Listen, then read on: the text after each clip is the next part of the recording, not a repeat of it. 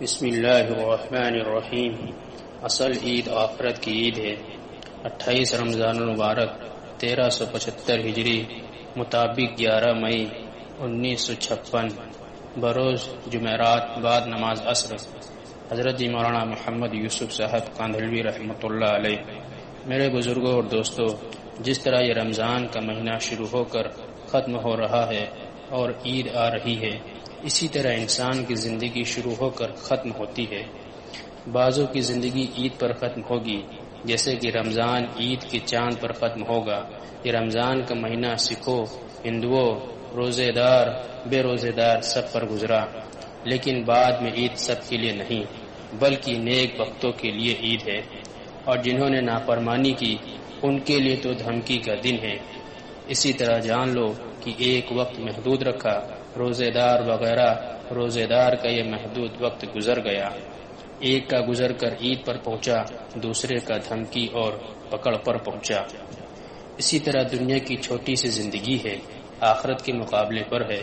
جیسے یہاں پورے سال کے مقابلے میں مہینہ چھوٹا ہے، آخرت میں تو لامحدود ہے۔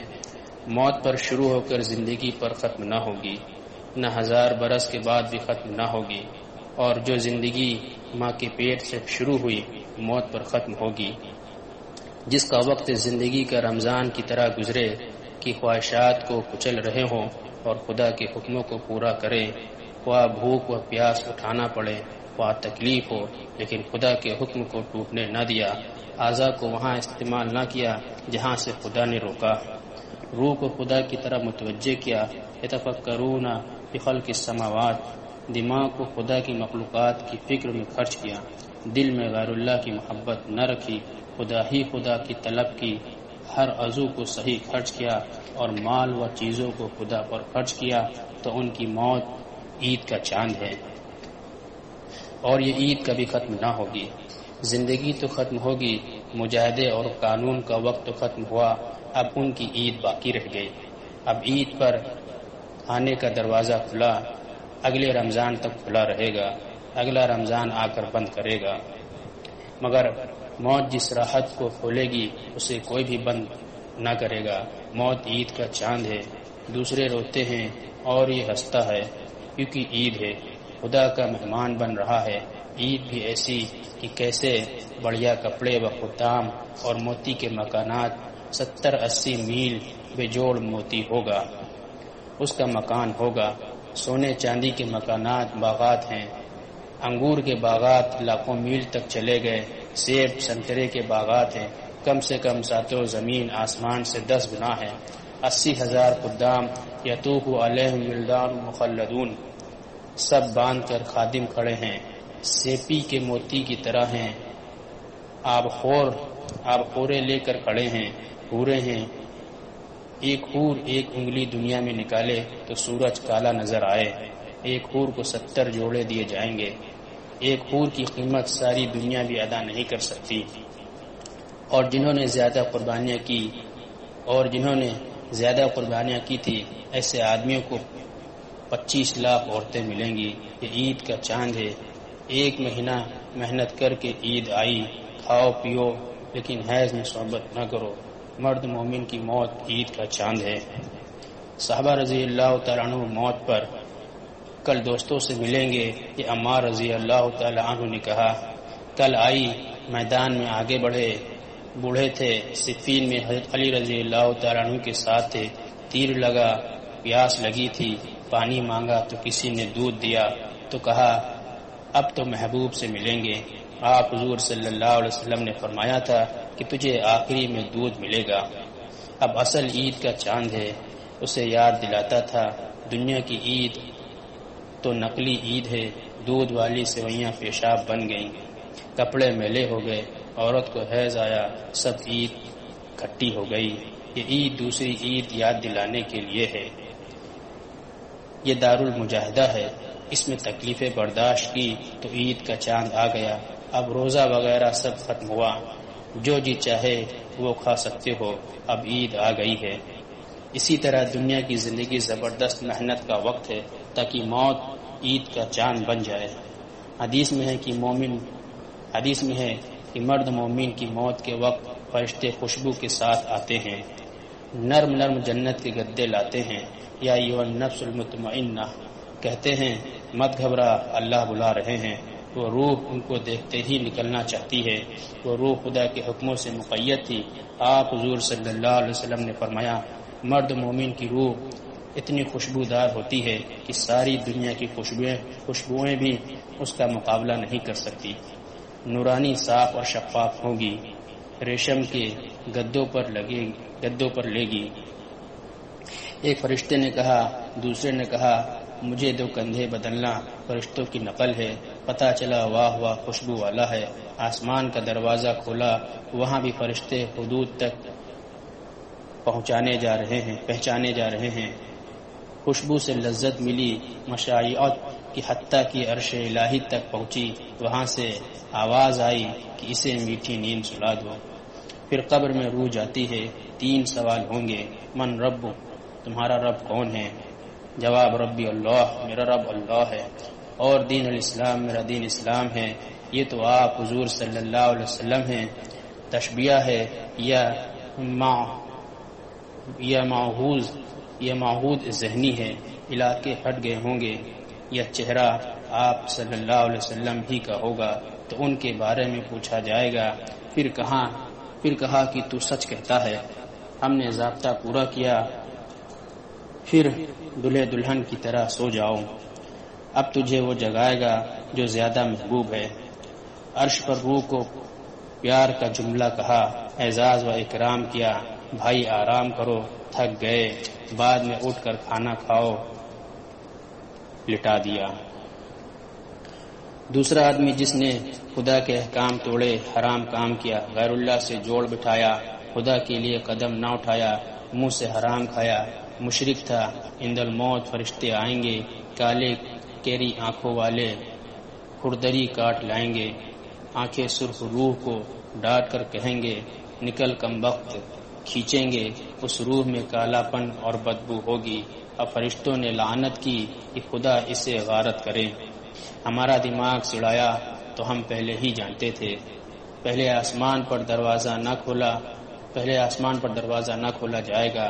یہ گندے خبیث کی روح ہے، 500 سال کی مسافت ہے، وہاں سے روح زور سے زمین پر پھینک دی جائے گی۔ چیختی ہوئی زمین پر گری، قبر میں گئی، جواب کچھ نہ دیا، کہا ہم تو پہلے ہی جانتے تھے۔ اللہ کی طرف سے آواز آئے گی، اس کے لیے انگارے بچھاؤ، زمین دبائے گی، پسلیاں مل جائیں گی، اتنی زور سے چلائے گا کہ لوگ تو متوحش ہو جائیں گے۔ تو یہ موت بعض کے لیے عید کا چاند ہے اور بعض کے لیے دھمکی ہے۔ اللہ کے حکموں کو ماننے سے باقی رہنے والی عید آئے گی۔ دوستو بزرگوں، خواہش کی اتباع کرنے کے لیے آدمی مجاہدہ کرنے کی ضرورت نہیں۔ عورت، دکان، کھیت کی خواہشیں ہیں، اس پر چلنا ہے۔ مادہ موجود نہیں، زمیندارہ کی ترغیب نہیں دی جاتی، کیونکہ مادہ بھرا ہوا ہے۔ بیاہ میں بھی کسی ترغیب کی ضرورت نہیں، عورتوں کو روٹی کی ترغیب کی ضرورت نہیں ہے۔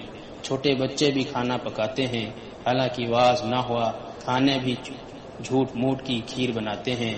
زمین، پانی، ہوا، سونا، چاندی، خواہشات بھری ہے، ان پر تو آدمی اپنے آپ چلیں گے۔ اتنے دن ہوئے کہ ایمان کی طرف کھینچا گیا، لیکن 10 دن دیے، اگر دور نکل گئے تو خود بھی بھاگنے لگے۔ اب اگر روکو تو جلدی چلے جاتے ہیں۔ مہینہ بھر بھوکے رہے، تراویح، اشراق، چاشت، اوابین سب پڑھا ہے، روزانہ 70-80 رکعتیں پڑھی ہیں، بھوک پیاس سب برداشت کیا، یہ سب ہوا، تقریریں ہوئی، 30 دن تک تسبیح ہوئی، پھر بھی گاؤں کا مادہ بھرا ہے، عید گاؤں کی کریں گے، حالانکہ اس کے لیے ایک بھی تقریر نہیں ہوئی۔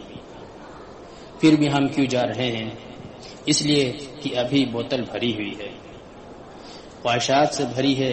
دنیا کی زندگی تو اپنے آپ چلے گی، اس کے لیے تو کچھ بھی نہیں چاہیے، لہذا یہ زندگی تو یوں چلے گی۔ دوسری زندگی میں جو کچھ اپنے میں بھرا ہے اس کو دباؤ، جو نہیں ہے اس کو لاؤ۔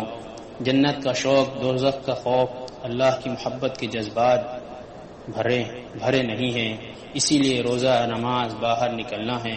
اب یہ محنت کا کام ہو گیا ہے، خواہشات ختم ہو اور خدا کے حکموں کو پورا کرنے کا جذبہ پیدا ہو۔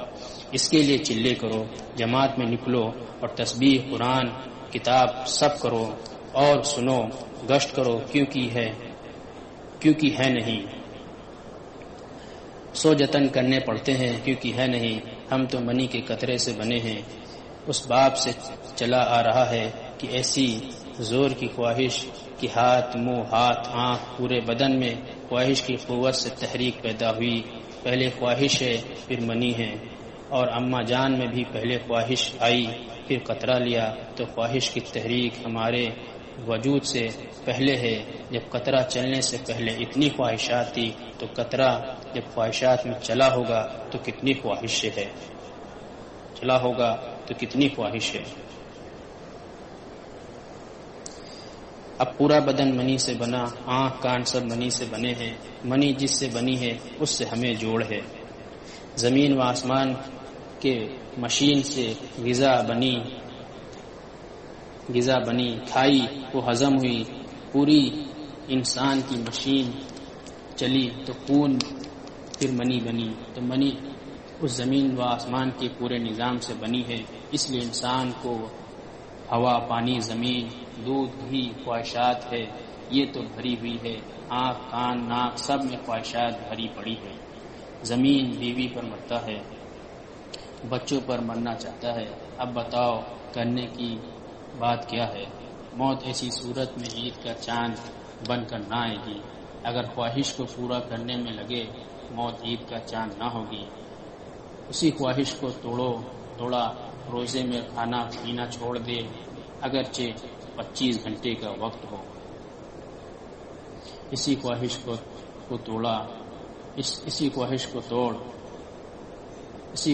توڑا روزے میں کھانا پینا چھوڑ دے، اگرچہ 25 گھنٹے کا وقت ہو۔ ایک جہاز مصری مسلمانوں کا تھا، وہ گیا اور روزے دار کا جہاں علاقے میں پہنچا وہاں 4-6 ماہ تک سورج نہ ڈوبے۔ وہاں پہنچے، کپتان نے کہا کہ وقت ہوا روزہ کھولو، تو انہوں نے کہا نہ کھولیں گے، سورج ڈوبے گا تب کھولیں گے، 6 ماہ بعد کھولیں گے، مگر روزہ نہ توڑا۔ موت سے نہ ڈرے، جب موت کا خوف ہوا تو جہاز کو واپس کیا اور سورج ڈوبتا ہوا دیکھا تو روزہ افطار کیا، پہلے نہ کھولا۔ ایسے علاقے ہیں روزہ اسی لیے رکھوایا ہے، عورت سے صحبت وغیرہ سے روکا تاکہ مادہ دب جائے۔ 20 رکعت پڑھی مگر جم کر نہیں پڑھتے ہیں، نماز کے بعد کتاب برابر نہیں سنتے ہیں۔ 15 گھنٹے پورے گئے مگر 1 گھنٹہ نہ رکے، مادہ نہ دبا۔ روزے کی حقیقت یہ ہے کہ مادہ دب جائے۔ موت عید کا چاند بنے، اس کے لیے 100 جتن کرنے پڑیں گے۔ خواہش کے خلاف خدا کے حکموں پر چلنا آ جائے، جی چاہے گا اس خواہش کو جس سے منی بنی ہے۔ منی جن اجاسم سے بنی وہی انسان چاہے گا۔ اگر دونوں جہاں کی نعمتیں چاہتے ہو تو خواہشات سے بچو۔ یا ایھا الذین آمنوا استعینوا بالصبر والصلاۃ، اے اللہ پر یقین کرنے والو، جن کے یقین کی مایا خدا اور آخرت کے نظام اور فرشتوں کے ساتھ ہے، تم مدد حاصل کرو صبر اور صلاۃ سے۔ صبر اور صلاۃ خواہشات کے مادے کو دباتے ہیں۔ زینا للناس حب الشہوات الصابرین، ان شہوتوں پر قدم نہ بڑھانے والے، دبانے والے ہو، اس کے بارے میں روک تھام کرنے والا کام صبر ہوگا۔ صلاۃ کیا ہے؟ حضرت جی رحمۃ اللہ علیہ نے کہا کہ مجدد الف ثانی نے اپنے مکتوب میں لکھا ہے کہ انسان نماز پڑھتا ہے تو 600 احکام کی تعمیل کرتا ہے۔ وضو، قرآن وغیرہ ملاؤ تو 600 احکام پورے کرتا ہے۔ نماز میں روح، آنکھ، کان، زبان، ہاتھوں، پیروں، دل و دماغ کے لیے احکام ہیں، تو خواہشات کو دبانا اور حکموں کو پورا کرنا یہ صبر و صلاۃ ہے۔ ان دو سے حقیقی کامیابی ہوگی۔ اس سے یہ بات نکلی ان اللہ مع الصابرین، صبر سے طاعت ہے، خواہشات نہ دبے گی تو مطیع نہ بنے گا۔ زور کا جذبہ ابھر رہا ہے، حق کی طرح گھر جانے حقہ کی طرح گھر جانے کی تڑپ ابھر رہی ہے، گھر زمین بھینس گائے کی تڑپ اٹھ رہی ہے، دودھ گھی لسی وغیرہ کی یاد آتی ہے۔ خدا جانے کون یہ سب کھا رہے ہوں گے۔ یہ تبلیغ میں تو چٹنی کھانی پڑی، یہاں تبلیغ میں تو چٹنی کھانی پڑی۔ ففروا الی اللہ، جہاں بھی جاؤ اللہ کی طرف بھاگو حتیٰ کہ جان نکل جائے۔ اور ہم لوگ ففروا الی القریۃ، گاؤں کی طرف بھاگتے ہیں۔ گاؤں کی طرف کیوں جاتے ہو؟ ساری دنیا میں تو آخرت کی کوئی چیز نہیں آتی ہے۔ گاؤں میں تو عورتیں سوئیاں بناتی ہیں، کھجاتی جاتی ہیں، پسینہ آتا ہے، ایک انگلی کے چھٹے حصے میں جتنی موٹی سوئیاں ہوتی ہیں۔ دودھ لسی عورتوں کی طرف بھاگتے ہیں۔ قرآن نے تو اللہ کی طرف بھاگو کہا تھا، یہ الٹے بھاگ رہے ہیں۔ گاؤں کی طرف بھاگنا زور سے ہوتا ہے۔ بیل گھوڑا جب واپس جا رہا ہے تو خوب بھاگتا ہے، کیونکہ گاؤں کی طرف جا رہا ہے، نہ تو دم کھینچنی پڑے گی، گھر کی طرف جا رہا ہے۔ جب واپسی پر موڑ تک پہنچے ہیں، اب زور سے دم پکڑ کر گھسیٹتے ہیں، نیچے سے پاؤں لگاتے ہیں، کیونکہ گاؤں سے دوسری طرف جا رہے ہیں۔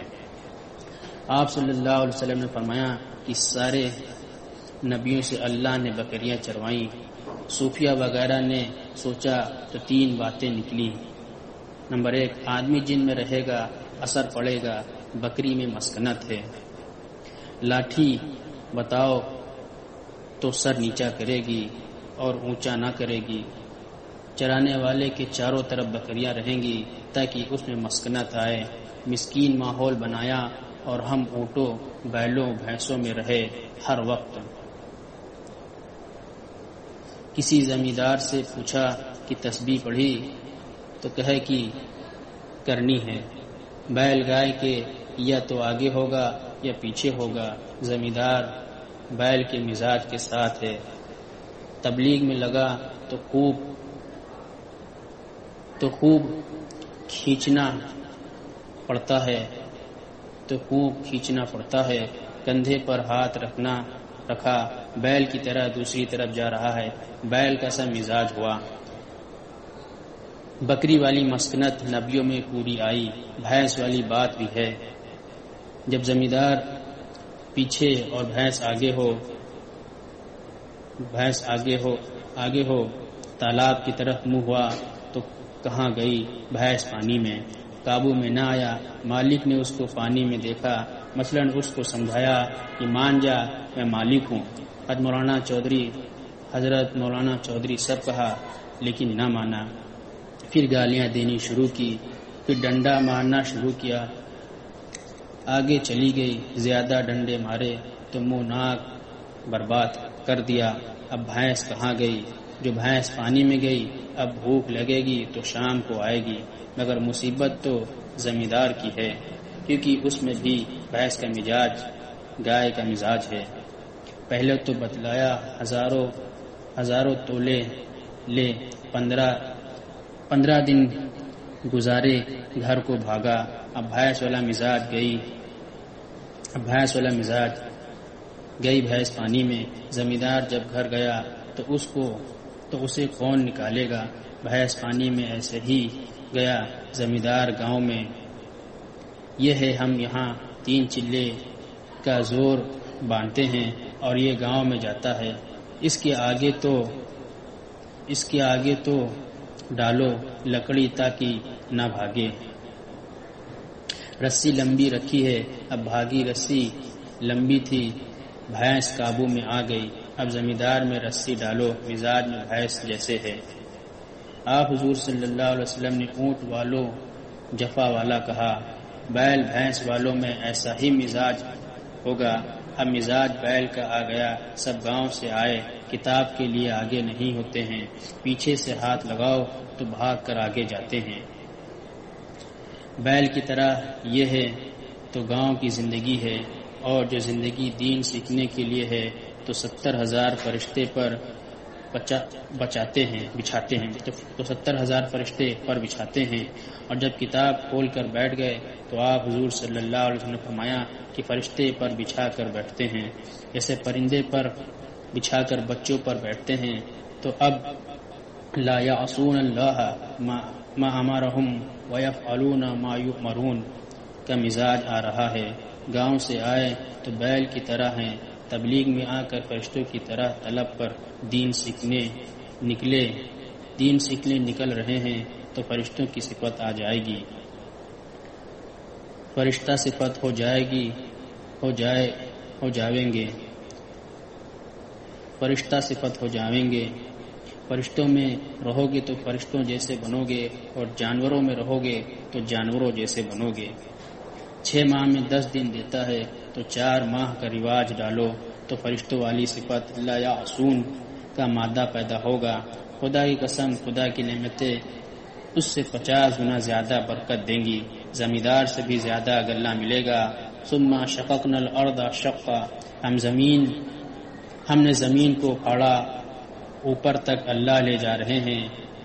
فانبتنا فیہا حبا، کھیتی کی یہ گیہوں کے دانے اللہ نے بنائے ہیں. جتنا خدا کے کام میں محنت کرو گے، تھوڑی محنت میں زیادہ دانے